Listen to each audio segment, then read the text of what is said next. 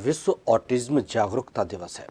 हर साल 2 अप्रैल को दुनिया भर में विश्व ऑटिज्म जागरूकता दिवस मनाया जाता है। ऑटिज्म एक दिमागी बीमारी होती है जो ज़्यादातर बच्चों में देखने को मिलती है। इस दिन का उद्देश्य ऑटिज्म स्पेक्ट्रम डिसऑर्डर के बारे में जागरूकता बढ़ाना है, मिथकों को दूर करना और ऑटिज्म से पीड़ित लोगों के प्रति संवेदनशीलता को बढ़ावा देना है। ये समस्या आमतौर पर बच्चों के बचपन से ही शुरू होती है, लेकिन बचपन में इस बीमारी के लक्षणों का पता लगाना आसान नहीं होता है। 1 नवंबर साल 2007 में संयुक्त राष्ट्र महासभा में विश्व ऑटिज्म जागरूकता दिवस मनाने का संकल्प पास किया गया था, जिसे सभा ने 18 दिसंबर 2007 को अपनाया था।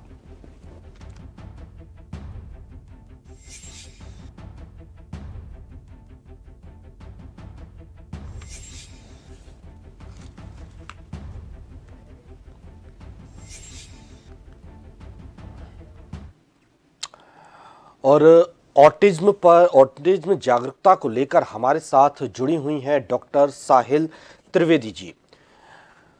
डॉक्टर साहिल त्रिवेदी जी, बहुत बहुत स्वागत है आपका जन टीवी पर। डॉक्टर, ऑटिज्म जागरूकता, सबसे पहले तो ये ऑटिज्म क्या है, इसके लक्षण हमें कैसे पता चलते हैं, इसकी जागरूकता की जरूरत क्यों है, ये हम आपसे जानना चाहेंगे। देखिए, ऑटिज्म मतलब जो लोग ऑटिज्म से प्रभावित होते हैं वो सामाजिक व्यवहार में मतलब अन्य लोगों से मेलजोल में, बातचीत में असामान्य रहते हैं। वो बातचीत नहीं कर पाते, असामान्य व्यवहार करते हैं, मिंगल अप नहीं हो पाते, लोगों से मेलजोल नहीं बढ़ा पाते। और अगर मैं अलग अलग उम्र में कहूँ तो बच्चों में कैसे पहचाना चाहे ऑटिज्म है, तो 12 महीने का बच्चा अपने नाम पुकारने पे अगर रिएक्ट नहीं करता है तो मतलब उसको ऑटिज्म होने की संभावना है। 14 महीने का बच्चा अगर किसी ऑब्जेक्ट को बता नहीं सकता तो वो ऑटिज्म का शिकार हो सकता है। 18 महीने का बच्चा अगर जैसे टॉय से खेलना, डॉल, गाड़ी वगैरह से नहीं खेल पाता है, या उन्हें नहीं पहचान पाता है, या उन्हें नहीं मांगता है, डिमांड नहीं करता है, मतलब कि एक नॉर्मल जैसे बच्चे का बिहेव होना चाहिए, सोशल बिहेव होना चाहिए, ये अगर नहीं होता है मतलब ऑटिज्म का शिकार है। डॉक्टर, ऑटिज्म जागरूकता हम कैसे कर सकते हैं, लोगों में उनको किस तरह से बता सकते हैं, क्योंकि आज के वक्त में जो भाग दौड़ का वक्त है, भीड़ भाड़ का वक्त है, और ऐसे में मोबाइल जो बच्चों का एक कह सकते हैं बहुत बड़ी प्रॉब्लम है बच्चों के लिए, क्योंकि बच्चे आजकल मोबाइल छोड़ना नहीं चाहते। क्या इसका भी कोई असर ऑटिज्म पर होता है? सर, मोबाइल तो आजकल चला है, ऑटिज्म पहले से है। और दूसरी चीज ये है कि ऑटिज्म को जितनी कम एज में और जितनी जल्दी हम डिटेक्ट करेंगे तो उसका इलाज संभव है। जैसे कि कई बार सोशल मीडिया या गूगल वगैरह पे हम सर्च करते हैं तो वहां मेंशन किया हुआ है कि ऑटिज्म का इलाज संभव नहीं है, बट अगर हम कुछ थेरेपीज हैं अगर वो देकर ऑटिज्म का जितनी कम एज में डिटेक्ट हो जाएगा उतनी जल्दी इलाज संभव है। उसमें फैमिली का, डॉक्टर्स का, साइकेट्रिस्ट का, साइकोलॉजिस्ट का बहुत बड़ा रोल होता है। कुछ थेरेपीज होती है जैसे behaviour therapy, speech therapy, occupational therapy, play therapy और स्पेशल एजुकेशन थेरेपीज, इनसे ऑटिज्म का इलाज होता है। ऑटिज्म एग्जैक्टली क्या है वो मैं आपको डिटेल में समझाती हूँ। एक अनडेवलप्ड ब्रेन होता है जो कि सोशल नहीं होने देता उस पर्टिकुलर पर्सन को, यानी सोशल जैसे एक नॉर्मल इंसान बिहेव करता है वैसे वो नॉर्मल बिहेव नहीं कर सकता। इसके रीजंस बहुत सारे होते हैं कि बचपन से ही डिटेक्ट होने लग जाता है, कई बार मिडिल एज में भी ऑटिज्म होता है। इसका रीजन ये होता है या तो प्री मेच्योर बेबी होता है या फिर लेस वेट का जो बेबी होता है तो भी ऑटिज्म हो सकता है। पेरेंट्स की एज बहुत ज्यादा या बहुत कम होने से भी ऑटिज्म हो सकता है। कुछ जेनेटिकल क्रोमोसोम्स भी होते हैं वो भी ऑटिज्म का रीजन होते हैं। और कुछ मेडिकल हिस्ट्री भी हो सकते हैं, या फिर पहले उन्हीं पेरेंट का कोई बच्चा अगर ऑटिज्म से ग्रसित है तो वो भी ऑटिज्म हो सकता है।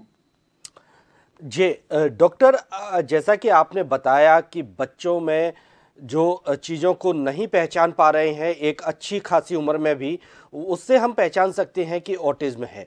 अगर बच्चा शुरुआती दिनों में, शुरुआती उम्र में ठीक ठाक महसूस हो रहा है, क्या ऐसा हो सकता है कि आगे चलकर वो ऑटिज्म का शिकार हो जाए?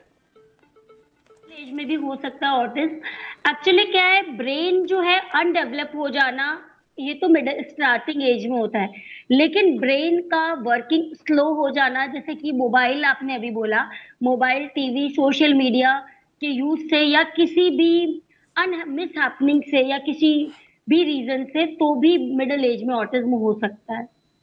जी, इसका इलाज कितना संभव है डॉक्टर, और कितना लंबा इसका इलाज चलता है? और अगर हम इलाज के साथ साथ बच्चों के साथ पेरेंट्स को या उसको आसपास सामाजिक स्तर पर किस तरह का माहौल और बिहेवियर देना चाहिए? सर देखिए, एक तो ऑटिज्म वाला बच्चा है ना, एक वो कटता है सोसाइटी से, या इंसान है वो तो उसको सोशल करने की जरूरत है। और बिहेवियर थेरेपी में ये पार्ट होता है पूरी फैमिली का, ग्रुप का, स्कूल का। स्पेशल एजुकेशन स्कूल्स हैं ऑटिज्म चिल्ड्रन के लिए, तो उसमें ही एडमिशन करवाएं जिससे वो नॉर्मल फील करे अपने जैसे बच्चों को पाके। लेकिन जैसे अभी नॉर्मल स्कूल में बच्चा जाता है और वो ऑटिज्म से ग्रसित है, तो वहां पे क्या उसको प्रॉब्लम ये फेस होगी कि बाकी के बच्चे उसका मजाक बनाएंगे और जी, फन बनाएंगे, और उससे उसको और ज्यादा डाउन फील करेगा और अंदर ही अंदर उसको मतलब डिप्रेशन में जा सकता है।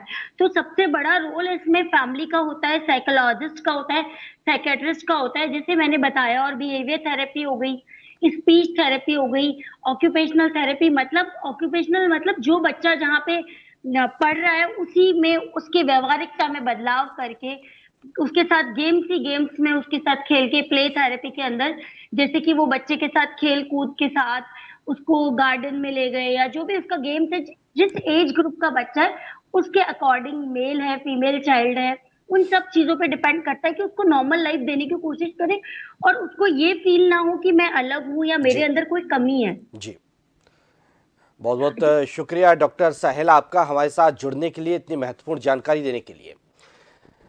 तो बता दें कि आज विश्व ऑटिज्म जागरूकता दिवस है।